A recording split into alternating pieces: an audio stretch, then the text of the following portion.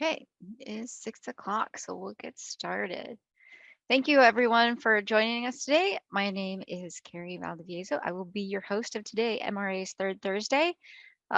We have an encore presentation combined of the mountain bike and e-bike presentations that were at the Mountain Rescue Spring Conference, and I thought they're very complementary of each other. So I'm going to start off. We're going to do this in two parts. Of course, first I'm going to introduce Mike, and then I'll introduce Charles. Feel free to chat any questions you have in the chat, and we'll get to all the questions at the end. We'll get through the presentations first. So I'm going to start off with Mike Harris from Verde Search and Rescue Posse. He's a sergeant with the mountain bike unit.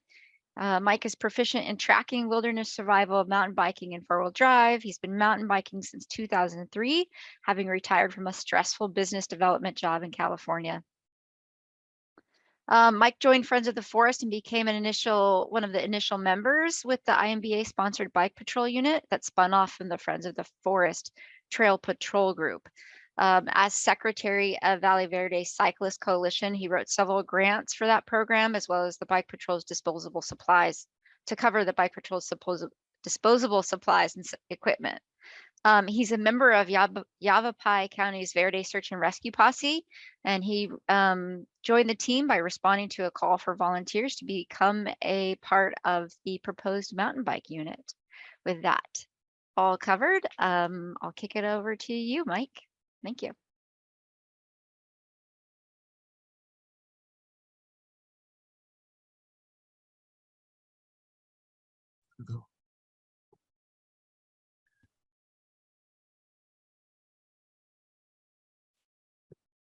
Hello, everyone. Can you hear me? We can hear you. Yeah, we can hear okay, you. Oh, good.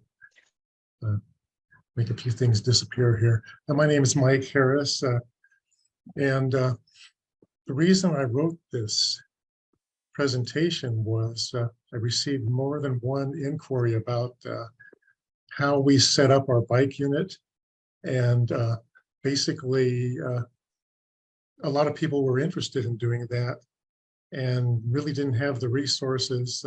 They wanted to know how to fund a bike unit. They wanted to know how to go out and find volunteers. So I put this little presentation together. It's basically exactly what we did in our process. So it's truly formation and purpose of a search and rescue mountain bike unit. And there's our 4-person unit as it stands now. We have 2 still awaiting YCSO approval and 2 behind them. So we're going to wind up with 10 people by the end of this fiscal year, it looks like. Then we'll be somewhere in the ballpark of our friends up in Tocanino to the north of us. Let's see if this will work.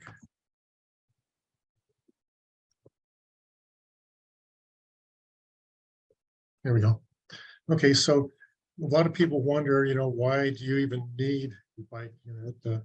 But for that matter, what does search and rescue do in general?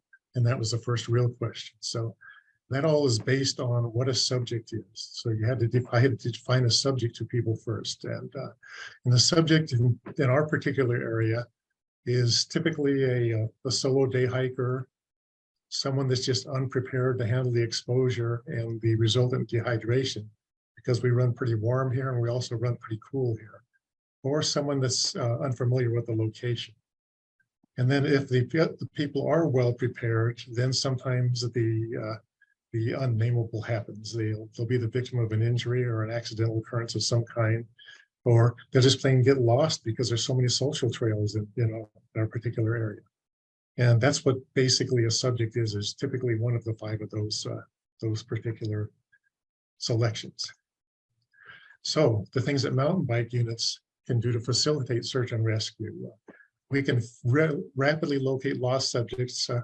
That's our primary call out when dispatch calls and they have a subject and they don't know where they are, the pings aren't good, and the area is relatively large.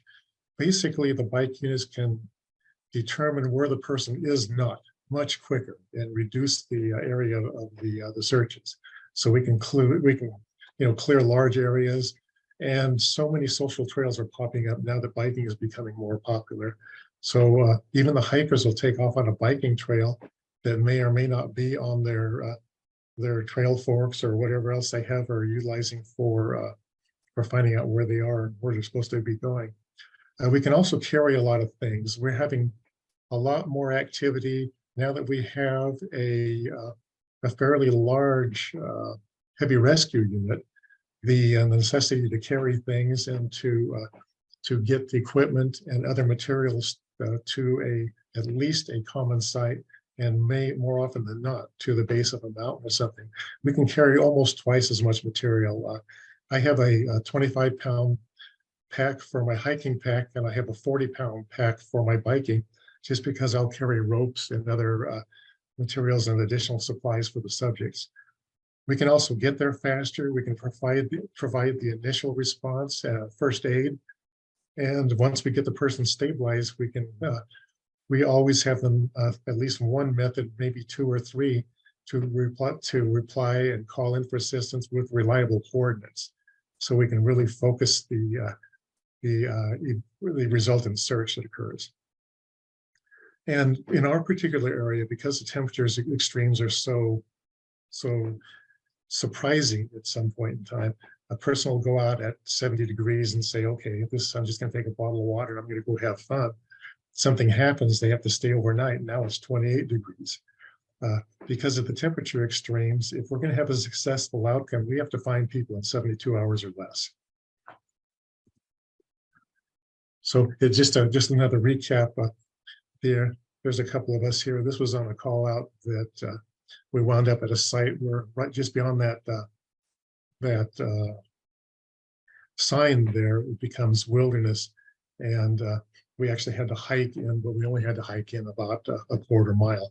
But we were able to get to this location in 7 minutes. It took the hikers 37 to 45 minutes, depending on the unit, to get to exactly that same location. By the time they got there, we had the subjects to this point, and one of them was not entirely ambulatory, so we had to actually assist them out. But the bike unit, we got to the location quick. We were able to call. We both had radios and relay and tell the people exactly where to come. So hasty searches, rapid location. We can clear so much more trail so much faster. And if we needed, because our area is quite mountainous in some locations, we could have dropped one of the bikers back further if we'd lost radio, and been able to provide a movable relay to again get the people there, the ground pounders there, much rapidly. And you can't. Don, the person in the center of the picture, has rope equipment in his backpack, because just beyond that bush there was a little ledge. Fortunately, we didn't require the equipment, but if our mountain team our heavy rescue team had needed it, then he would have had it there. So several good reasons. What we have the dispatch do when they do a call out is to look at this list of items, and this determines whether or not a bike unit is viable.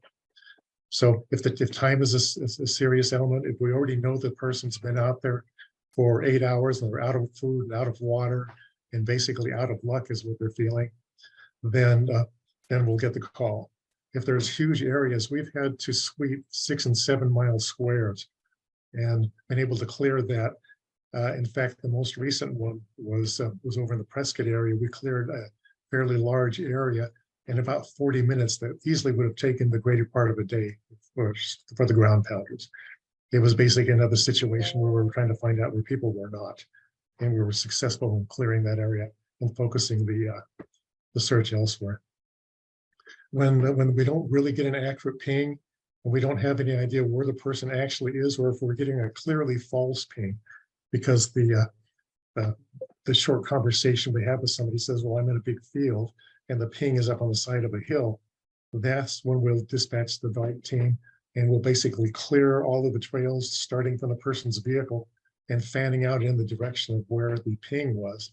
And more often we'll find them way off to one side or the other, or at least clear enough area that they can restrict the ground pounders to an area that's more appropriate. We've also had 4-wheel drive calls where we were driving up to a site, and all of a sudden there's a big boulder in the middle of the way.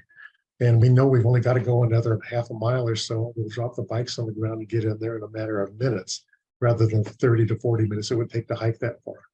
So quite often out here, we have rock slides, rock falls, or somebody will just close a gate and put a no trespassing sign on with a phone number, and we'll give them a call and ride the bike in there and find the person.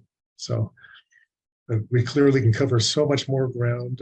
We've had a couple of situations in urban environments, basically on the streets, where a subject has just walked off and they've had either medical or physical impairments that made it difficult for them to know where they are and possible for us. So on a bike, you can ride up to a group of people and talk with them and visit with them and say, have you seen this person? If you're driving a vehicle, people will tend to shy away from you. You'll be less likely to talk to every single person. And you basically can't get as effective a ground search if in a four-wheel drive as you can on a bike. So in urban environments, we're absolutely awesome. And since inception, we've been averaging about 10% deployment. And that's a pretty good sized number, considering that most of the deployments are in areas the bikes can't go, or bikes, you don't want to try to ride a bike in certain areas. But a 10% of all of the missions in 2021 were bike unit deployment. So thinking about building a mountain bike team, you should have active mountain bikers, people that can meet the skill set and have the physical ability. I'm sitting here at 72 years old, and I'm quite a good biker, and it took me a while to prove to people that I was going to be an appropriate choice. I had to go through all of the ground pounding tests and all the evaluations before they would let us start a bike unit. And once they realize that, now they can't live without us. That's why we should all be fully integrated into the SAR unit. We'll have a unique set of policies and procedures that are bike specific, but we'll follow the standard policies and procedures of the ground pound units and have all of that capability. We should be cross-trained in first aid, CPR, survival and navigation at a minimum, because we're going to need those. If we have to get off the bike, then we're a ground pounder just like anyone else. The one thing that I insisted on when we started the unit was running all of the bike people through a standardized bike skills and safety and training class. And that has proven to be invaluable. It allows us to classify our individual riders as to skill and capability. And it also gave us a standardized and test-proven set of skills for riding in the kind of terrain we have to ride in. That training may be specific to an area. In our case, we had to know how to ride basically rocks and baby heads and jumps and trees and pretty much everything in the Sedona area. And I know that the people up in Flag have a similar situation. So the standardized training is absolutely invaluable.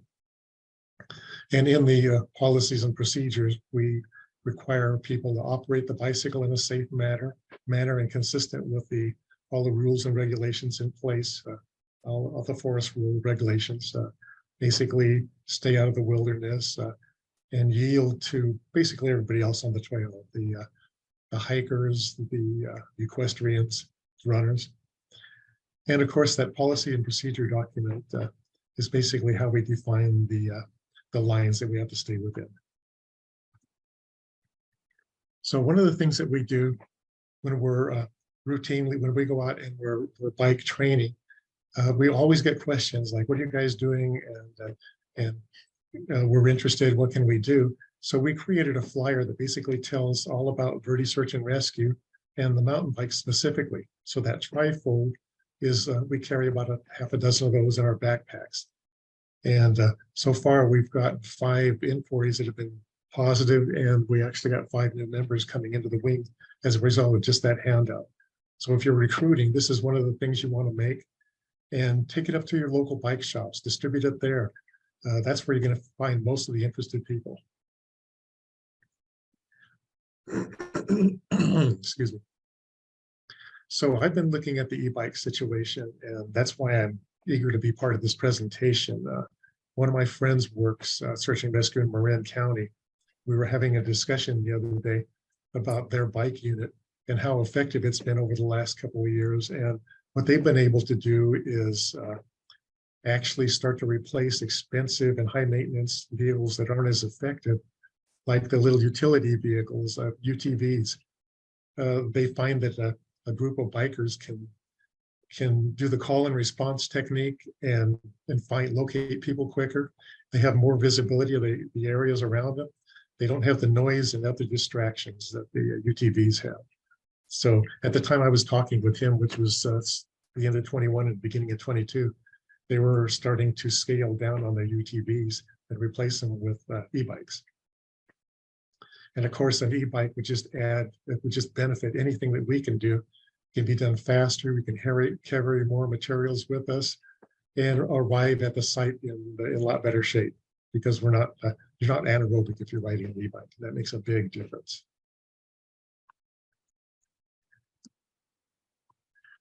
So this is the training skill group that I went to, SMBA, which is the Sedona Mountain Bike Academy. And there are all of the demographic areas that I've been talking with people regarding the bikes have some form of mountain bike skills clinics and training classes. And we created a 2-day class. The first day class is basically almost like a classroom instruction where you're in a confined area and you practice certain skills that your particular demographic area the bikers find useful in negotiating terrain, the turns, the cornering, the weight positioning, and handling a heavy pack efficiently. So that's the first day, and then the actual day is a field class where you can classify all of your bike people with that. So this has been probably the single best thing we did. When it came time to do this, it was one of the expenditures that I knew I was going to have to sell British Search and Rescue on. So in advance of this, I started looking for grant opportunities, and I actually wrote a grant for this particular class for us.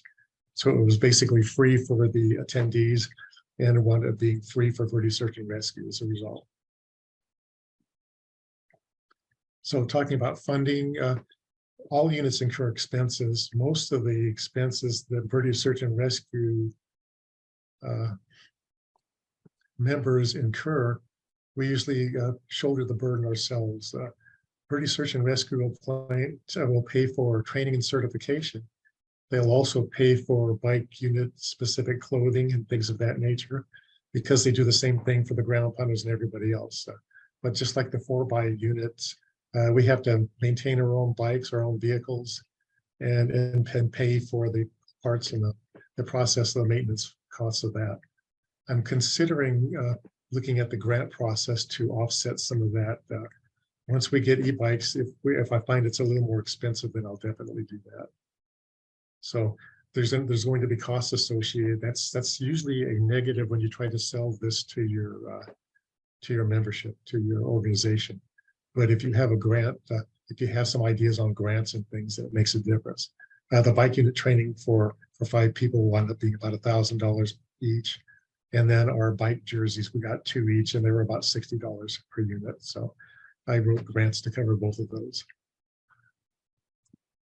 So here's 2 very valuable grant resources.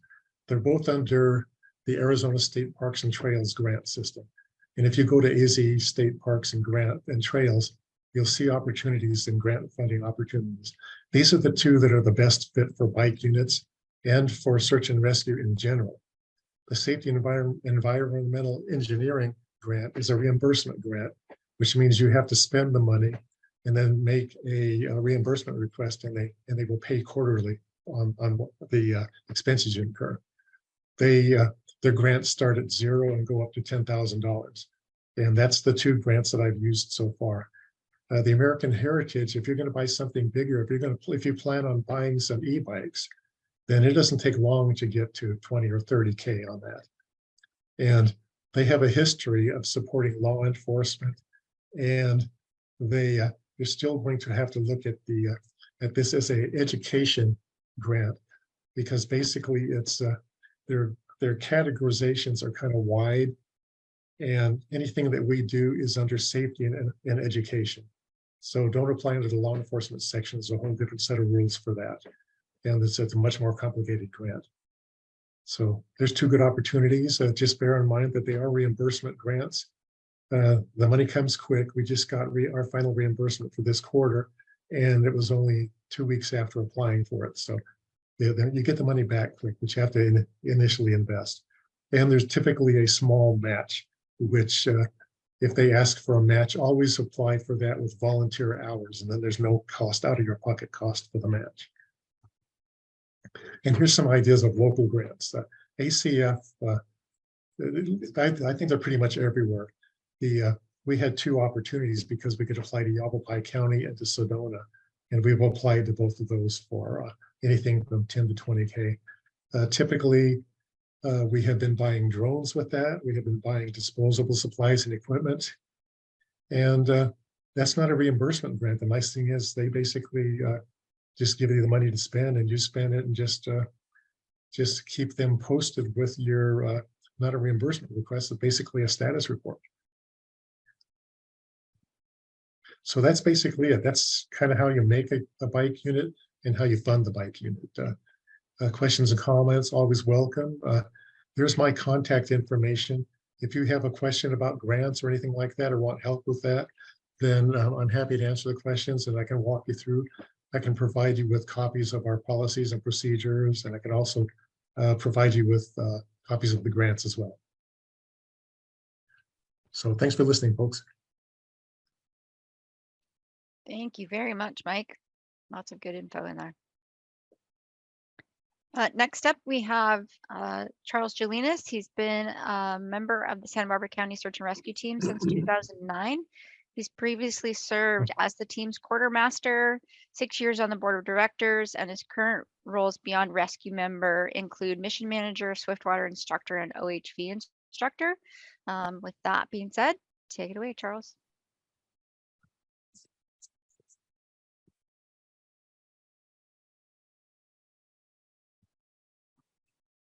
Thank you. Do you guys see my screen? Yes. We do. Okay. Let me figure out some issues here with my presentation. Stop share. Screen share.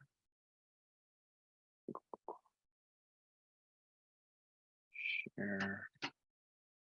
Slideshow.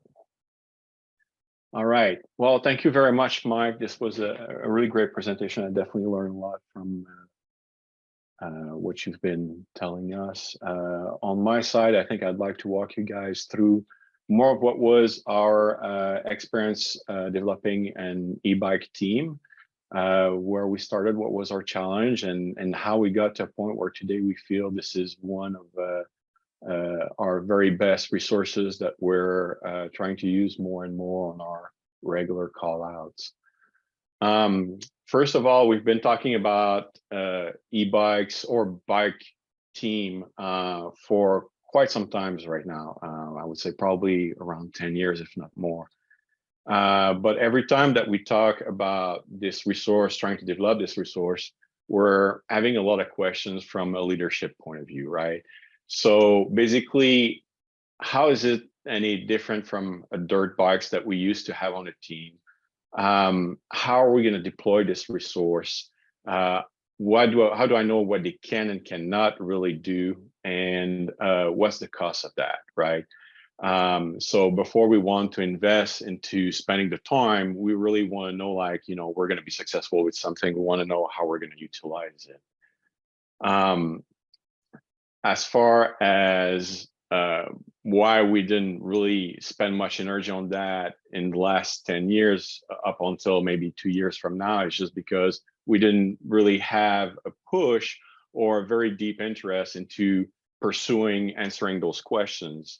And as I mentioned, until about 2 years ago, we had a dedicated group of team members that really want to pursue that, really muster the energy to go around, start asking questions, and want to make that happen.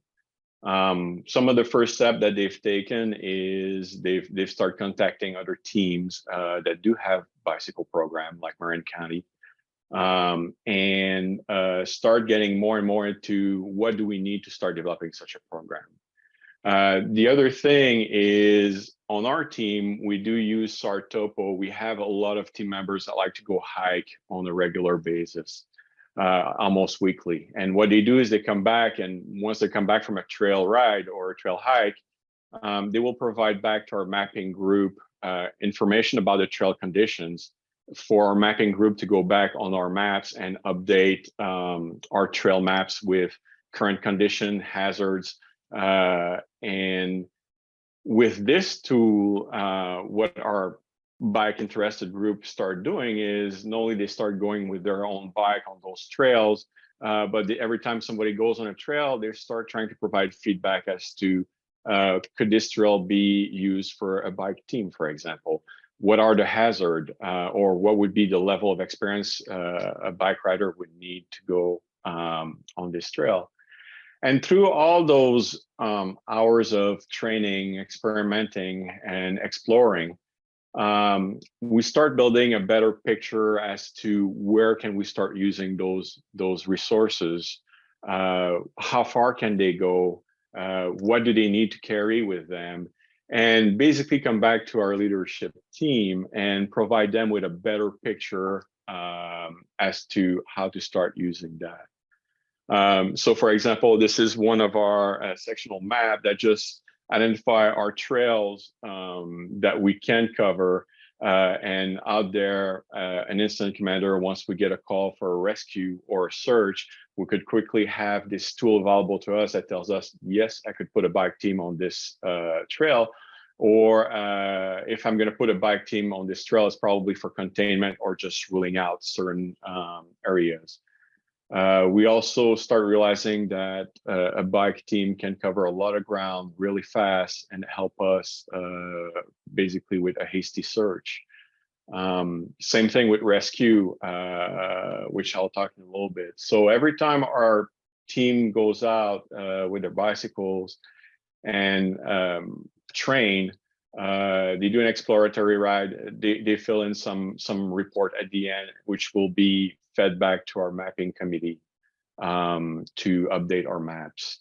Also, what we found out is having some very well-versed team members, knowing the level of training that each one of our e-bike rider has, comes in really handy. So when we do have call outs, it's easy. It's just one phone call away to one or two of our leaders to tell us like the stories like, you know, this is what we have, you know, this is the resource I'm thinking about putting onto my search area or my rescue area. And would that fit a bike unit? And if so, who on our team would be qualified to go there? So what used to be more viewed as a problem on top of my problem is now I'm having solution to solve the problems, and I'm having help from my teammates to resolve problem much easier. So where we ended up with that, well, currently we went to our local bike shops and explained to them what we're trying to do and if they could help us with funding, or if they know any funding that could help us with purchasing e-bikes. We were fortunate enough that local shops provided us with 4 e-bikes. We used a Trek Rail 7. We have also 4 small PPE kits, bike helmets, goggles, gloves that were donated as well. And we have today up to 10 operational bike team riders.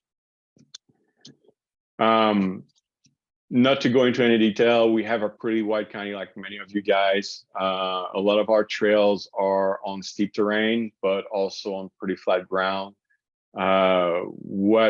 What is considerable is the advantage of covering a lot of area very fast with this new resource, helping us in accessing a subject that we know their location, we know that they're injured, we just want to get something to somebody quick to them to start medical care as fast as possible.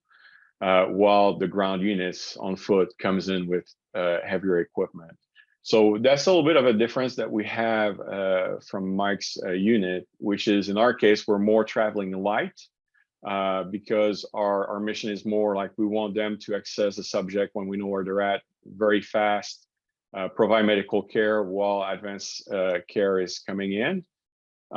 As far as searches, we are not geared yet for over 24 hours. We're more in the short terms, trying to clear out large amount of terrain as fast as possible and report to command the status, if subject is located or not, and what are the conditions of the areas. But that's pretty much how we use our bike team today. This is a picture of our e-bike that we have. The advantage of the e-bike is, it definitely provides you assisted power on top of your human power. Allows you to cover probably a little bit more areas a little bit faster. And along with our riders, every team carries a small med kit, just composed of stuff that could take care of your bleeds, your major injury as fast as possible. A little blanket just to keep up from getting cold for hypothermia, or helping with shock treatment. We have a quick fix-a-kit for bike flats. We're running tubeless, so we have an advantage there, but you never know, something could break. You need a wrench, you need a pump, you need certain things to help you do your quick fix on the trail. And we have also a way to carry our cell phones, so we could use our mapping software on a cell phone like SAR Topo and all that when we have phone reception. And with all that, another thing that we've discovered is not only it's nice to have new equipment, but you need to take care of this equipment. So we invested into cleaning kits, bike racks, and all the maintenance gear that we need, because we do our own maintenance. What we found out is the more you use your bicycle, the more you ride your brakes, the more your equipment start wearing. So you need to maintain those, and some of those maintenance we do ourselves. Lastly, I just want to show you here kind of more of a type of terrain that we cover. This is called Hurricane Deck. This is a 40-mile loop, and what you're seeing here is just a 20-mile loop out of that big 40-mile. But we have had numerous calls in this area where the only access is pretty much hiking in from the bottom. We do have a 4-wheel drive Jeep trail that takes about 3 hours to get there if we want to go a little bit around the map. But essentially, deploying hikers in there for a long time was our only way to cover this area. But with the addition of our bike team resource, we're able to cover this 20-mile loop very fast and be able to find subject, access subject really fast. Like many county, we also have an helicopter unit. But that said, there's been times where the helicopter flies by, your subject is in the shade, and as soon as they see the helicopter, they want to come out and wave at them, but the helicopter has long passed by.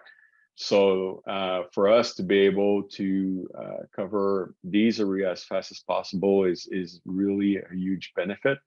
And as being one of the skeptical at the beginning, I'm now a huge believer in e-bike units or even mountain bike units, in the benefit to reducing the time it takes for either managing your search, controlling your search, and accessing your subject when time is of the essence. And for us, I mean, we're still in the early days. I think we started about 2 years ago. We're pretty much 1 full year since we had our bikes. But for us, it's still work in progress. There's a lot of things that I've learned from Mike's presentation, things that we could probably take advantage of, like training. So thank you, Mike, for sharing that with us. Really appreciate. And that's it. All right. Thank you, Mike and Charles. There you go. So from there, we have time for some Q&A if anybody's got any questions. I do see there is one question, and I'm just going to throw these out for both you, Mike and Charles, and you guys can jump in and answer them. But do you have the Trail Forks app? It rates trails. So is anyone using that? Mike, are you using the Trail Forks app? I don't think we do use the Trail Fork apps. I'm personally not familiar with that, but I wouldn't be surprised if one of our teammates knows about I that. use the Trail Forks app as my backup. I'm always running SAR Topo. We have so many social trails in our area that if you didn't have anything like Trail Forks, it'd be as lost as the subjects are. I find it useful in our area in the east because there's not as many social trails, and it's a good way to get an evaluation if something's doable with a mountain bike. Hey, But so thank you. Dave Gannon here from Marin County Search and Rescue. Thanks for the photo pic in your presentation, both Mike and Charles. So in Marin County here, birth of mountain biking, just want to say, we have actually, so on the cost side of things, we now have 6 Levo e-bikes with a 7th on the way, and we've gotten rid of our gas-powered ATVs. We still keep the UTV for patient transport, but the deployment is the thing that is really a game changer. Before, we had to get the truck, hook up the trailer, drive the trailer, unload the vehicles. Now we very, very quickly, using a tailgate protector on a pickup truck, our e-bikes are out oftentimes faster than the command post. And we get those assignments out really, really quickly. And we're training everyone, even not our non-bike riders, on how to deploy the bikes. So that's a really, really big deal on the cost side and the deployment. On the training side, like all of you, we're still figuring it out. And I like really the rating program I saw. Please share that, because we have a lot of people. Everyone says they can ride a mountain bike until you ride with them, and then you find out. So, but it's really been a fantastic game changer for us, and I'm glad to see that it's being embraced, so wide and far. It's a fantastic thing. On the technology side, I do think we have the cell phone holders. Just go back to, even though Levo has their tracker and there's other trail software, use SAR Topo on your bike, because not only can you see where you're going, you can see where other teams are. And one very valuable thing I learned recently is it's very easy to get quickly separated from your partner on an e-bike, right? You drop the chain, whatever, and in minutes, they're very far away, but you can see where they are. So that's my 3 and 4 cents, but glad to see so many people are embracing this technology at every level. Great. Thank you for sharing all that, Dave. So we have a few additional questions. Could you share a template for training and skills assessment and policies and procedures? I sure can. I can send anyone my policies and procedures. Just go ahead and inquire either with my cell number or a email, and I'll make sure to get that out to you, anyone that wants it. Yeah, so Mike, if you want to chat your email address in there, that would be good. And then we had another question here. Could you share some more information on your SAR Topo trail awareness technical specs? I'm sure, on our side for our mapping group, I'm sure they could share that information. I'll definitely put my email in the chat, and then I could put anyone who's interested in contact with our mapping group leads.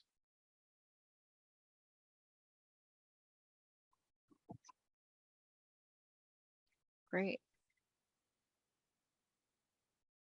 And then Mike, I don't know if I missed it, but I remember during the presentation you'd mentioned you had a special helmet, because I think it kind of speaks to what David mentioned, like that it's easy to become separated from your teammate. I have a helmet with what's called the Angie system actually embedded in it. It's a specialized ambush helmet. The Angie system is available separately, independently of the helmet as well. What it does is it has a impact determinant built into it, so that if you crash, it starts talking to you. It'll basically talk to your cell phone and set off an alarm, and you set the length of time that you want that alarm to run. And if you don't respond during that time period, it starts making phone calls.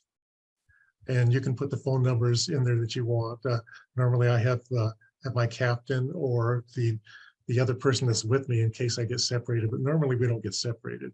If it were to happen, if I were to fall off an edge or something like that, then he would know almost exactly with Sartopo where I went off, and he'd know almost immediately as well, because the helmet would give him a phone call.